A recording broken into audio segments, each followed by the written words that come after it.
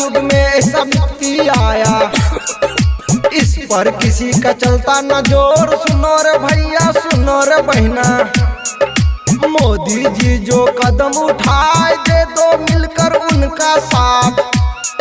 Lockdown का रखो ख्याल तो ही तो अपना देश बचेगा, इसका है ना कोई इलाज। सुनो रे भैया विपत है भारी, घर से निकलना सोचो बाप तो ही तो अपना देश बचेगा।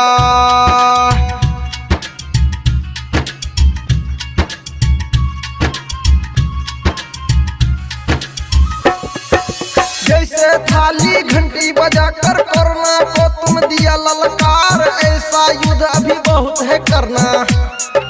सब कोई मिलकर रहो तैयार, साफ सफाई पहला लक्ष्य लो। घर से बाहर पैर न रखना, यही देना सबको संस्कार। कोरोना वायरस है लाइलाज, सावधानी है इसका इलाज। सर्दी खांसी हो जुकाम, डॉक्टर से तुम सलाह ले लो। नहीं करना है खुद उपचार, मोदी जी का है प्रचार।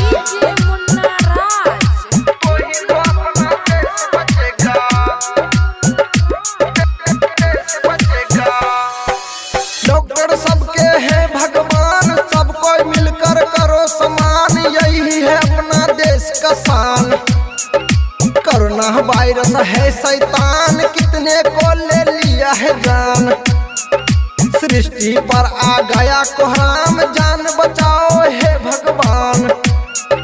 खुद बचो सबको बचाओ, कोरोना वायरस दूर भगाओ। आसपास को रखो सफाई, ध्यान से सुन लो ओ मेरे भाई।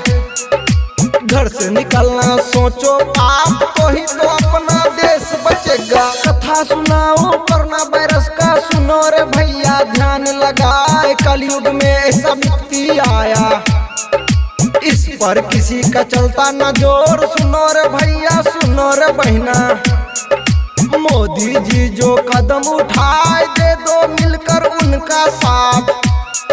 लॉकडाउन का रखो ख्याल तो ही तो अपना देश बचेगा, इसका है ना कोई इलाज। सुनो रे भैया विपत है भारी, घर से निकलना सोचो बाप तो ही तो अपना देश बचेगा।